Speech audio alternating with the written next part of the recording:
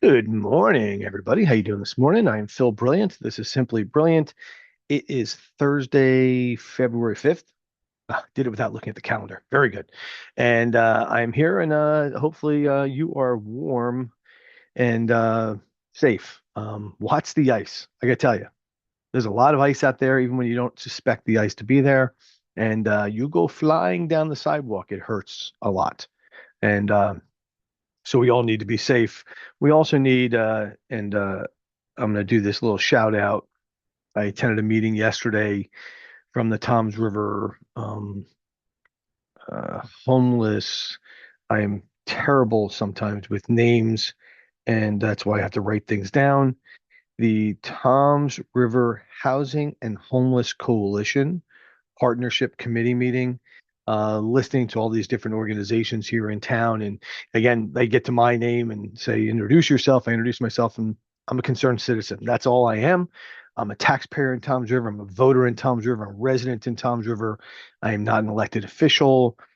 And I basically do what I can do in Toms River. And my big thing right now is awareness, accountability, and transparency. Um, and I think that is very important. And that's what I'm going to spend most of my time on today. But I want to drop this little side note out of that meeting yesterday that, you know, there are code blue centers. Most, if not all of them, are at maximum capacity every night. Monarch, who manages those and works with the county and works with those organizations that are or are running those facilities, basically says that when we hit maximum capacity, they only have 5 available hotel rooms to them on a given night. That is not enough to really be able to provide safe housing for people in Ocean County. And as we sat in that meeting, and Robert Bianchini, Councilman Bianchini, sat next to me from Toms River, listening to him talk and getting choked up, uh, it just makes you really realize that this is a tug at the heart and the time that really we all need to figure out what can be done to better serve those people who don't have safe homes, don't have food. And yes, you want to make all the arguments in the world about mental illness or drugs or whatever it is. But I listen to these stories every day now from people who a paycheck away, they owned a house, and basically their loved one passed away, and their loved one had two of the three Social Security or pension benefits in the house. And guess what? When those incomes go away in your 70s, you're either going to go start pumping gas at Wawa, or you're going to end up on the street if your family can't assist you. And that's really the only people who can assist you. The old adage, I'm from the government, I'm here to help you, doesn't always help you. Um, I'm going to save my talk until next week because, again, I will repeat it once. I'll repeat it a few more times. Next Thursday night, February 12th at 6:30, the Toms River Zoning Board will take up an application for a homeless shelter behind St. Joe's Church on Lexington. It's a property owned by St. Joe's. It's a property that's been operated by Interfaith Family Services since 1997 and has housed families in need, I think up to 14 people. And they are looking to make it a permanent shelter for families and single women, is what I'm reading. I have not seen the application. I'm not privy to that information, but I'm just picking up on what I'm seeing in articles. But I say come out because I think the community needs to learn and hear and not take it from me and not take it from social media and definitely don't take it from any elected or political leaders. Come listen to the application and learn. And 14 people in a shelter is nowhere near going to solve the issues in Ocean County and specifically in Toms River, but every bed helps an individual. And that's where we have to start, one at a time, and work our way through it. There's not a lot of funding. Somebody put up on social media, why don't you use the food town behind Kohl's? Great idea. That's privately owned. Someone go call the owner. and tell them to donate that for a shelter. You're not going to find success on the other end of that phone.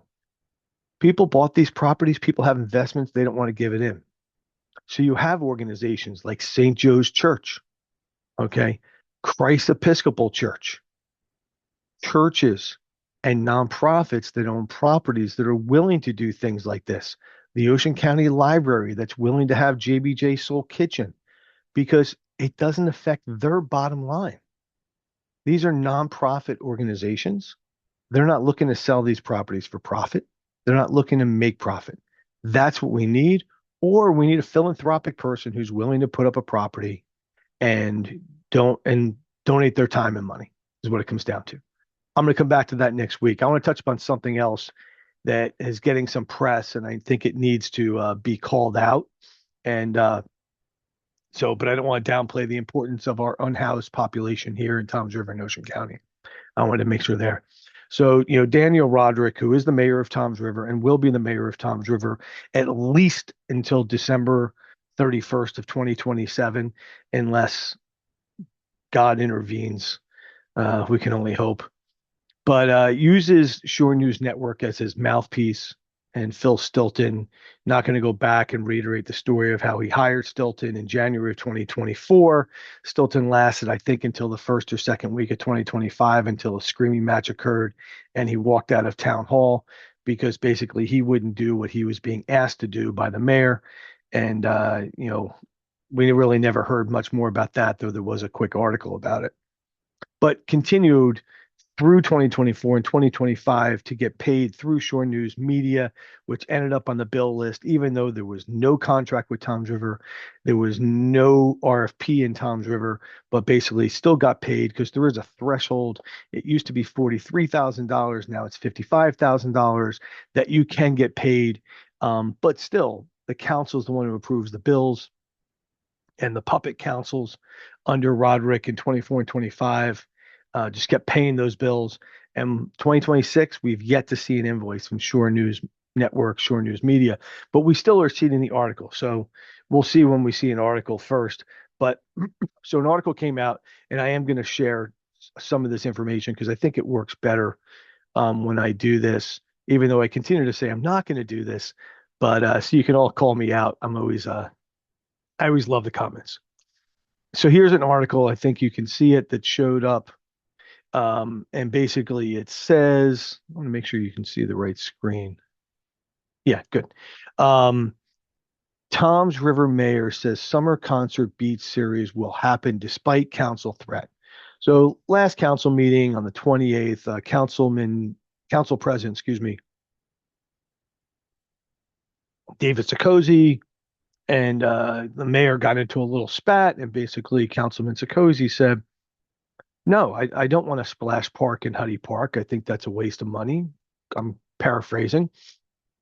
And have come out and said they're not going to approve his, concert series and his fireworks and his movies, because I will tell you, last summer we were doing a petition for Christ Episcopal Church at the time, and we sent people to all the concerts, all the movies. Most of the people there were not from Toms River. They were not. We couldn't get their signatures. They weren't from Toms River. So anyway, let's go. So the article says Toms River, Daniel Rodrick Summer Beach Series plans for new sprinkler park for young children are under attack after threats made to cancel them. Yada yada. The newly seated Andy Rodrick. It goes on and talks about this. Goes on. This is this. They pull people's pictures from Facebook. I think this is actually a great picture. I'm kind of upset I'm not in it. Since taking office in January, the new council members really criticized the mayor for cutting too much from the municipal budget. At the same time, they want to raise taxes. No one has said they want to raise taxes, but let's look at this. Okay, we're going to break this down into two parts. Raise taxes, and appoint positions such as a new position of council liaison under the township clerk's office at a cost of $120,000 per year. Okay, this is what Mayor Rodrick is saying. The job by ordinance drafted by council could only be filled by Noriko, a political party. Okay, one, that's who they were appointing to it. So, he's like, no, not to create a new patronage job. So I want you to think about that a second, because here's what we're going to do. First, we're going to look at the municipal code. This is the Toms River Municipal Code. I'm not making it up. This is under the office of the clerk. And here we have it. 1410, council liaison and assistant records manager, establishment of a position, the position of records manager, council liaison hereby established in the office of the municipal clerk under the direction and yada yada, the whole entire thing. Here's the requirements, here's the accreditation.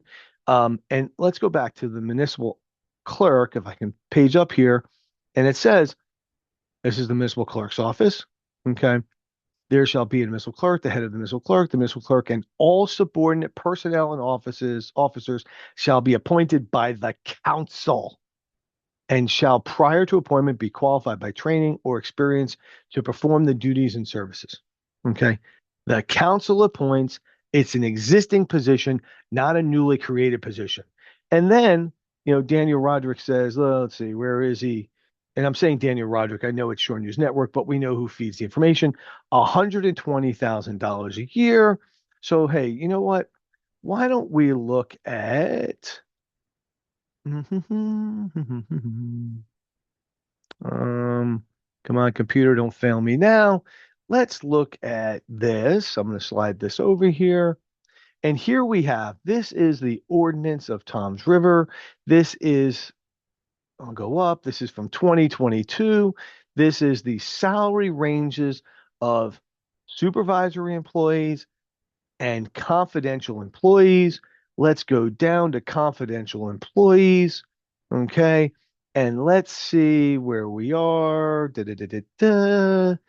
We have records manager. I'm going to blow this up a little. Council liaison, base salary 65,000 to 73,000. Okay.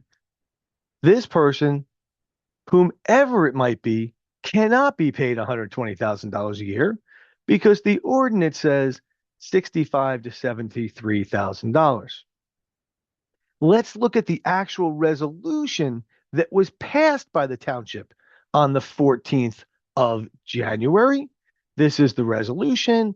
The resolution is in accordance with the Faulkner Act, which is what our form of government is. It basically says that they are going to dedicate, there's a dedicated need for the records manager council liaison to bridge the communication.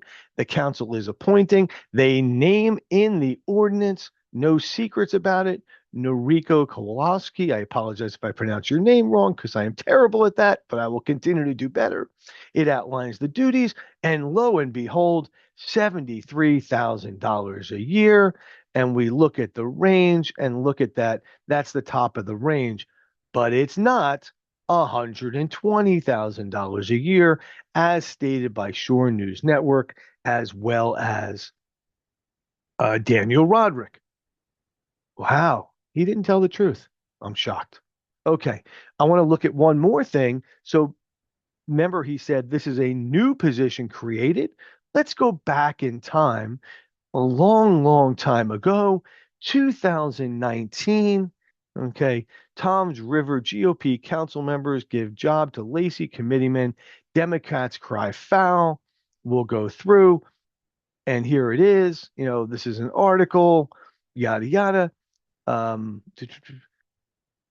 This is Mark Dykoff, Lacey Township councilman at the time, will be paid $58,000, and the position is to post. They say call it council secretary, but as you go through the article, it basically says it's the. Trust me, It's here. They are going to be the council. It's here. Trust me. It is the council liaison in the clerk's office. Here it is. For the council secretary, they changed the title council liaison or council coordinator. That's the time they changed it in 2019. And you want to be shocked? Let's look. Let's look. Are you ready? So basically, he was appointed by a vote of 5-2, approved, and the council people who voted in favor: Whitman, George Whitman, Mo Hill, Maria Maruka, Daniel Rodrick and Brian Coopbell voted yes. Wow. So let's get this straight. In 2019, Daniel Rodrick voted yes to appoint a council liaison. And I believe I should have shown it to you. Here it is. The salary would be paid $63,000 a year. So in 7 years, the salary has gone up. What's that? $10,000, I think. Yeah, $10,000, not to $120,000. Okay. So once again, I call bullshit because this article put out by Shore News Network is inaccurate. It's not $120,000. It's not creating a new politically appointed position. And it's a position that Daniel Roderick in 2029 voted to fill. Those are facts. I just showed them to you. Let's take one step further because I looked at something the other day and I want to hit upon this real quick. But the other day at the council meeting, I asked the question, I'm like, hey, do we now have two business administrators? And I just want to show you this real quick. So here's Jonathan Solanas. He's the business administrator who is currently on temporary leave, though he's doing assignments in accordance with what the mayor is asking. He is currently making $170,000. That's his base salary. And I'm going to go back, let's look at this real quick. So business administrator right here, 175 to 189. The interesting part, though, is in the salary, and this is current, by the way, it says administration. So there's actually some more, sorry to say, money he could make here. But look at Drew Chabot. He's at $95,000 a year. He's got a $45,000 stipend. He's the GIF connection. He's got check signing ability. So for each of those things, he gets a little extra money because you'll see right here on the administrator, where is it? Administrative here, you get up to $95,000. So, there's definitely some money left on the table here. We'll see what Daniel Roderick decides to do with these positions because we know he's going to feed his buddies. But, I think it's important to show, this is what these positions are getting paid. But I want to go back to this article because I'm trying to shorten my talks here. I've made my point. Not a new position, existing in the code, not $120,000 a year. And Daniel Roderick voted for it back in 2019, but now he's saying not only is he not supporting it, he's saying it's a created new position. But this article is about um, here using the concert costs are just a fraction of the amount council wants to spend on new positions. I've already showed you that. And they want to create new jobs and spend $130,000. Already showed you that's wrong. Okay. We're not going back to the Mohill days, vows to defend the concerts against newly elected. Okay. Everything like this. I showed you the other day, and I'm going to show you once again. And I'm going to put up all the invoices for this today on the Tom's River Transparency website. So these costs in 2024 and 2025 equal $164,000, does not include the bus transportation by Tom's River Schools from Tom's River East to the park for the concert and fireworks, does not include police overtime and coverage for all of the events and activities, does not include DPW, Department of Public Works, to set up the concerts, to clean up the concerts. All of these things we pay for. Okay. And here's the part. Here's the part. And this is where I lose my mind, but I am going to keep my calm about me. Ready? Are you ready? Let's see. Where is it? I got to find it here because you got to really read it. And maybe I'm not going to find, I'm going to search real quick and let's see if I find it. Yeah. Rodrick, since taking office, has reduced the municipal budget and kept taxes flat.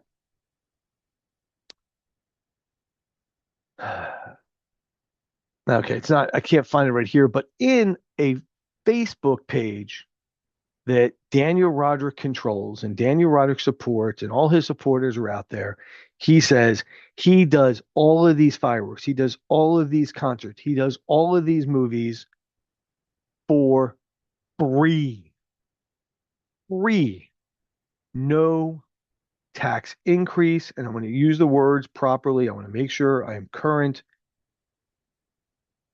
With no tax increase at no cost to taxpayers.